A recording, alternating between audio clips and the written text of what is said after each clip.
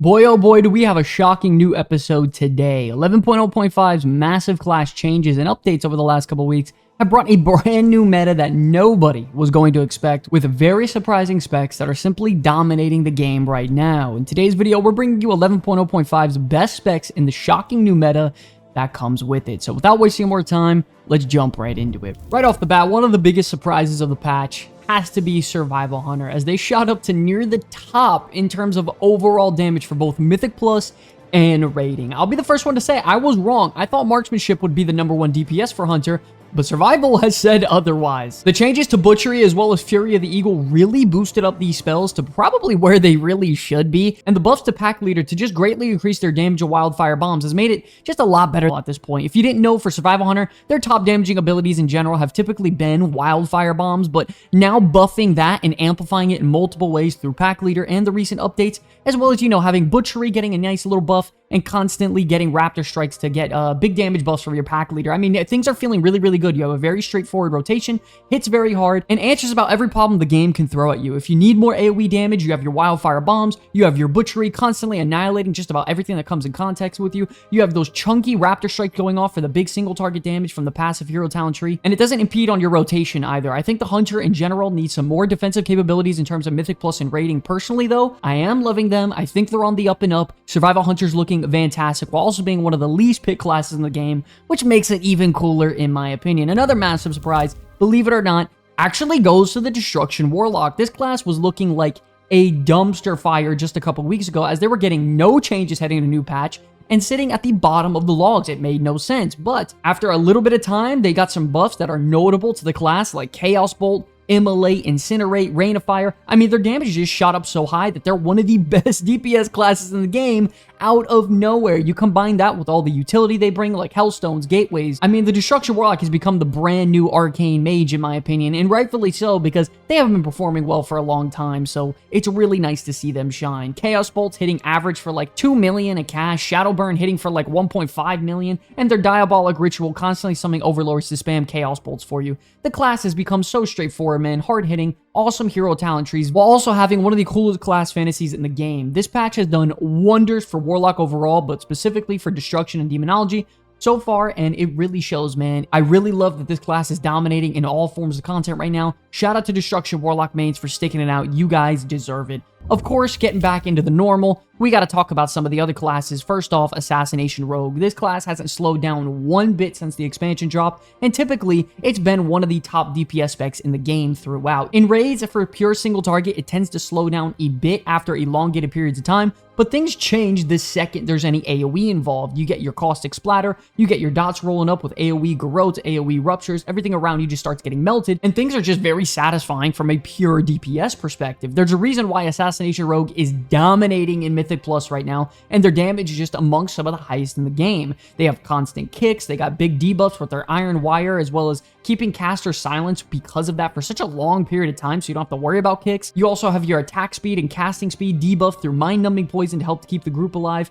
I mean, you combine that with all this, you have a nice hero talent tree with Deathstalker that supports Assassination really well for those really chunky and Venom crits. I mean, it doesn't impede on the rotation. Everything's looking good. The formula for Assassination is so strong right now in the War Within. Love the Assassination Rogue. The numbers are through the roof. And because you don't bring the most utility in the game, this is where the class should be. They should be blasting. Absolutely fantastic spec right now. Of course, when we're talking about the best of the best, though, there's zero chance you do not bring up the Enhancement Shaman. This class is pretty much universally known as being the #1 DPS spec in the game, with all of its utility it brings with the totems, the new raid buff, as well as the class just simply pumping on the damage meters right now compared to everybody else. Elemental Shaman, you saw the other week, just breaking the meters, but they did get nerfed, they did get adjustments, and surprisingly, they shot down pretty low. But Enhancement Shaman hasn't really gotten touched, so it's continuing to stay top of the leaderboards. One of the coolest things about Enhancement is that both of their hero talent trees now have a place in certain gameplay scenarios. They have countless players running Stormbreaker and Totemic on the logs right now, depending on the situation. So not only do you have fantastic flexibility with gameplay styles, Both of them are dominating and meta at this point, so you can play whatever the hell you want and universally be known as one of the best in the game. I still think personally Enhancement has a serious button bloat problem where there's just simply way too many DPS options when it comes to dealing damage out there. So personally, it's not for me. I really would have loved if they pruned it down just a bit, similar to how they did with Retribution Paladin, but overall, Enhancement is absolutely meta in the War Within right now, dominating both Mythic Plus and rating no problem. Last but not least for the DPS, you already know it was coming. We're talking about the Frost Death Knight. Right off the bat, I think everybody knows that if it's a pure single target situation, Frost Death Knight does tend to fall behind. That is true, but the second you add any multi-target cleaving, the Frost Death Knight's damage is through the roof with Breath of Sindragosa. You also pair that with their AoE Obliterates, Reaper's Mark, and those juicy, awesome animated exterminate freaking procs. I mean, I've been in Mythic dungeons with Frost Death Knights who could spike to like 9-10 million DPS, and I'm watching everything in the room just get completely melted, and I could just kick my feet up and watch as the Frost Death Knight just handles just about everything on his own. This is probably the 6th or 7th week in a row where Frost DK is topping the leaderboards,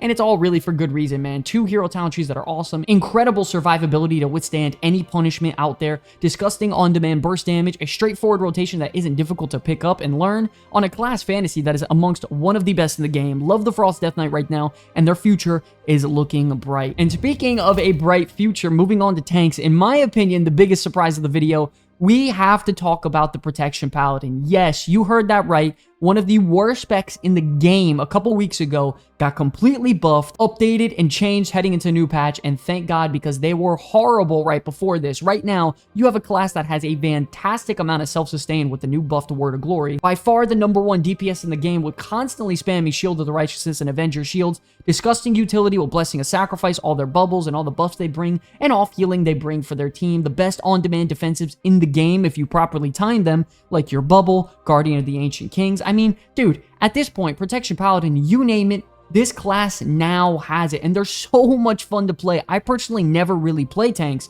but after playing my Protection Paladin over the last few weeks, it has been nothing but a blast. I'm so happy I started gearing mine up a couple weeks ago.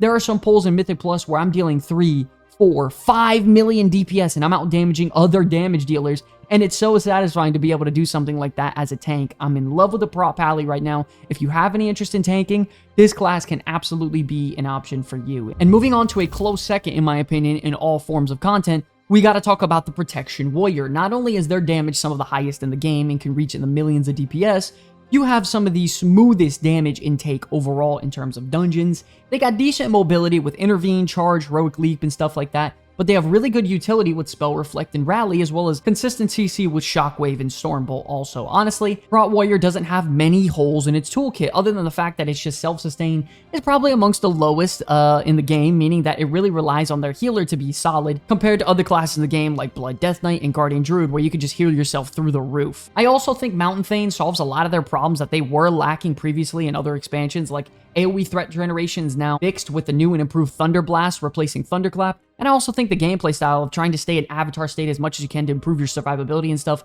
crowd control, damage being boosted from that, as well as a fun integration to the gameplay. I'm going to be honest, overall, Prot Warrior pretty much checks all the boxes for me personally that I would want in a tank, and you'd be happy to have one in your group as well. Moving on to the healers, a clear-cut winner dominating has to go to the Restoration Shaman. We all knew it was coming. Resto Shaman is by far the best pickup healer for Mythic Plus in Season 1 so far. Tons of utility like Bloodlust, dispels for poison and curses, Sky Fury, bonus health for allies with some of their passive effects like Downpour, and of course, they have the crowd control with Capacitor Totem and a low cooldown kick with Wind Shear. When it comes to their healing, however, this is where they really shine, in my opinion. The Totemic Hero Talent Tree has greatly enhanced all your healing output through your totems, really diving into that Resto Shaman theme so much, man. I love the amount of healing this class is putting out with Healing Rain, Sprouting Spirits, Ascendance, Chain Heal, Healing Stream Totem. I mean, all of the above. It's fantastic right now. Loving the Restoration Shaman, and because of how well they're combined with their crazy utility,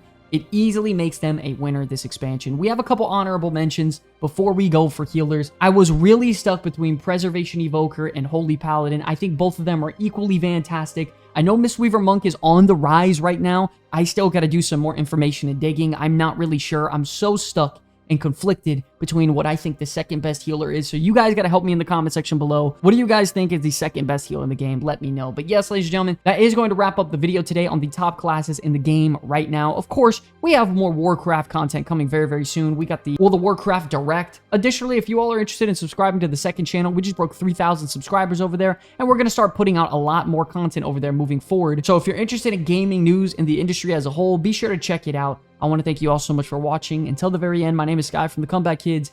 I will see you all in the next one. Peace. Hey, hope you enjoyed the video. Listen, if you guys enjoyed the content, we have a ton of other videos to help you get through the war within, like these two right here. And since you're already here, do us a favor and hit that subscribe button to join the Comeback Kids family today, because every subscriber matters. Thank you all so much for enjoying the video. I'll see you in the next one.